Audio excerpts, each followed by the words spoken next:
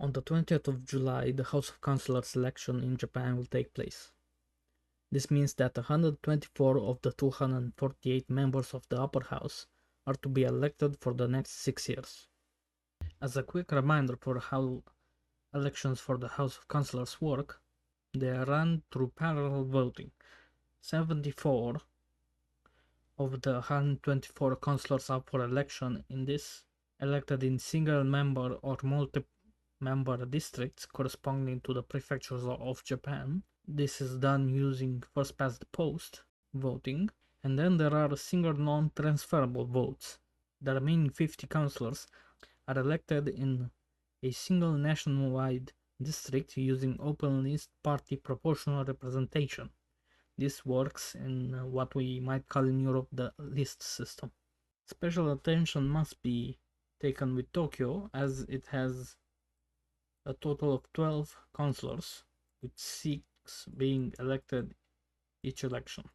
The number of seats that the LDP needs is 36 out of the 124 seats up for election. If it fails to achieve this, then their majority will be broken.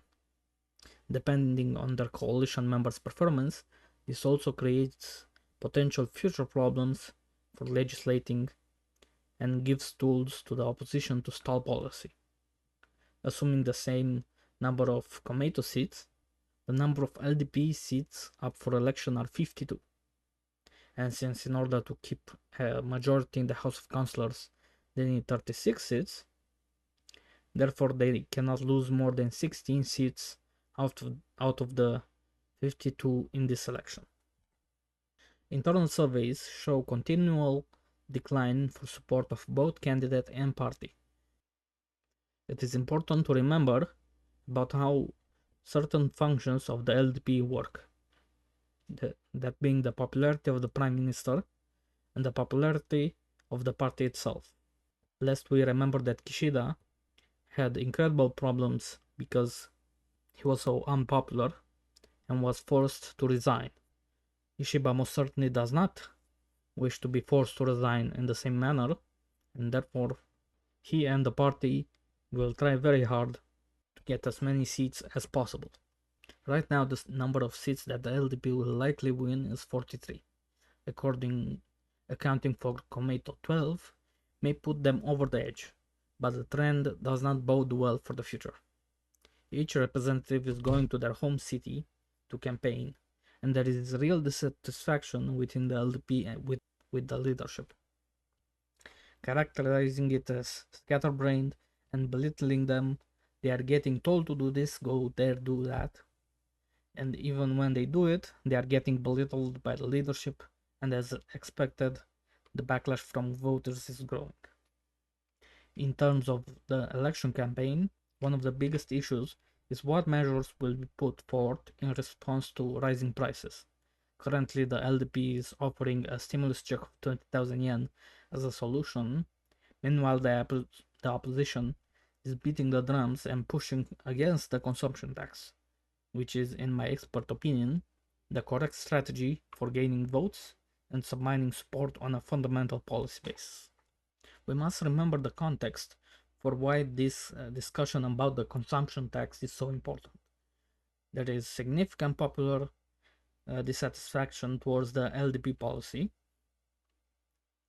that being that they simply support the consumption tax.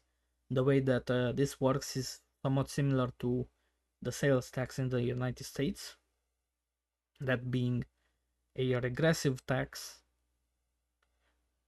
and when you combine it with a decline in spending recently, this creates tremendous dissatisfaction. This creates tremendous dissatisfaction from the voter base. That being said, there are some rather unfortunate remarks made by the leader of the Democratic Party for the People, Taki-san, that being that in an interview with Nikkei newspaper, he said that if you look at the current wage situation, it is not the right time to raise or cut the consumption tax.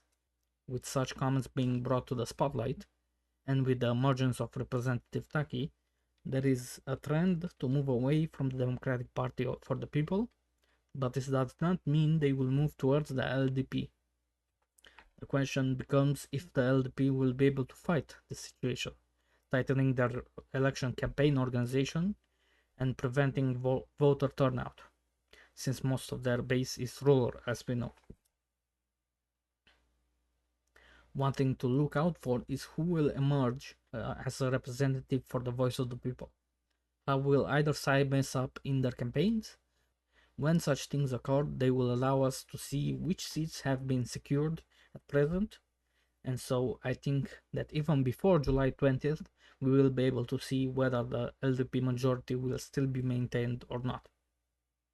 Thanks for watching this, and see you in the next video with more analysis.